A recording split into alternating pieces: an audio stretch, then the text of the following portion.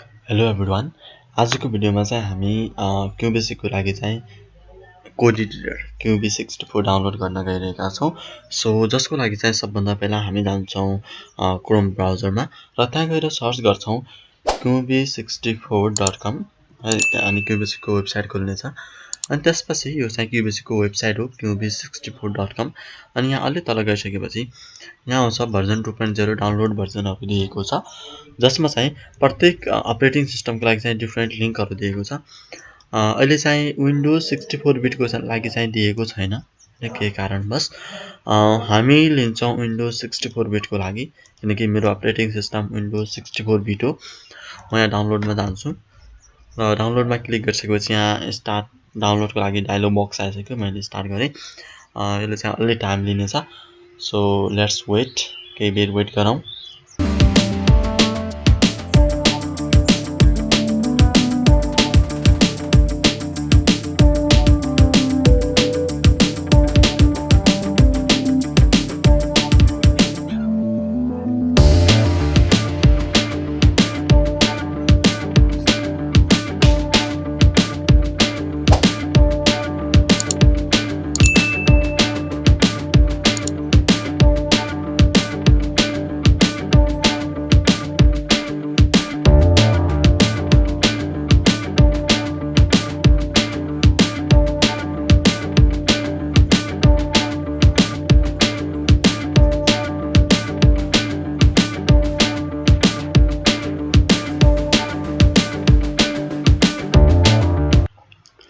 Download चाहिँ complete भइसकेको छ।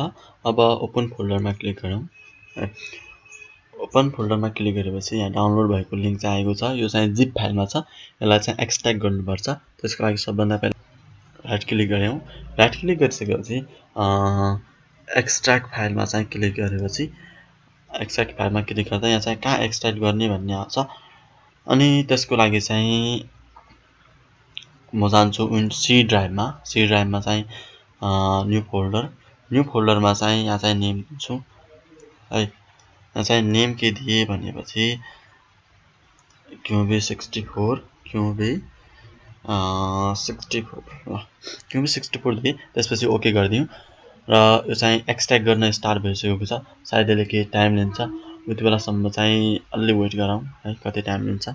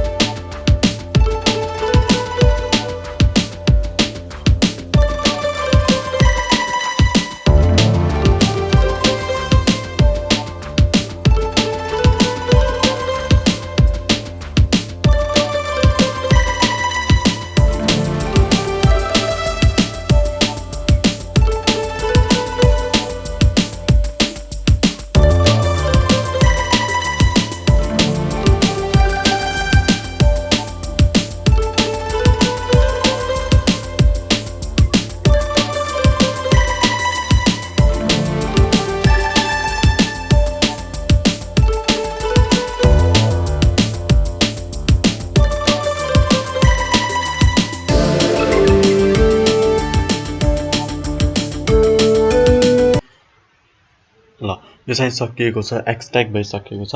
अब हामी जान्छौं सी ड्राइभमा। सी ड्राइभमा गइसकेपछि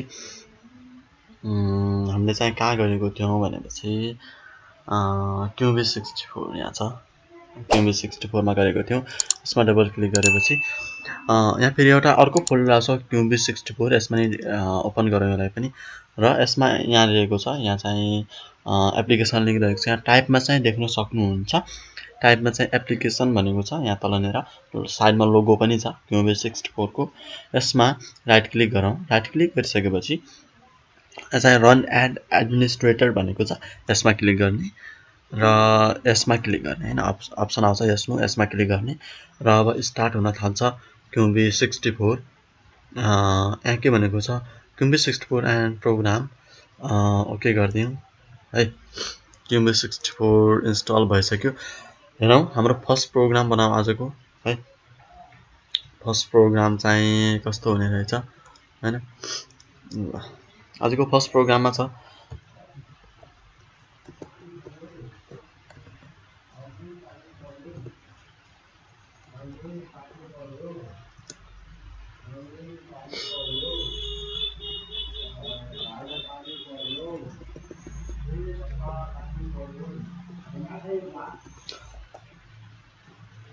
यो थियो हाम्रो आजको first programme.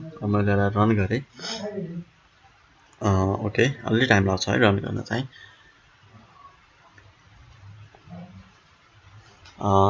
Creating .exe file भनेको छ, अलि टाइम लगाउला। हेरौँ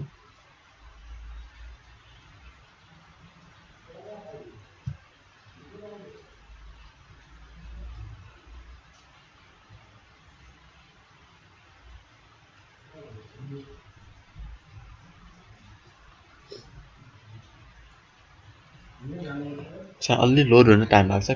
exe फाइल एक्जिक्युटेबल फाइलहरू क्रिएट गर्न चाहिँ टाइम लगाउँछ। सो उति बेलासम्म अलि वेट गरौँ है। हेरौँ हाम्रो फर्स्ट प्रोग्राम रन हुन्छ कि हुँदैन हैन।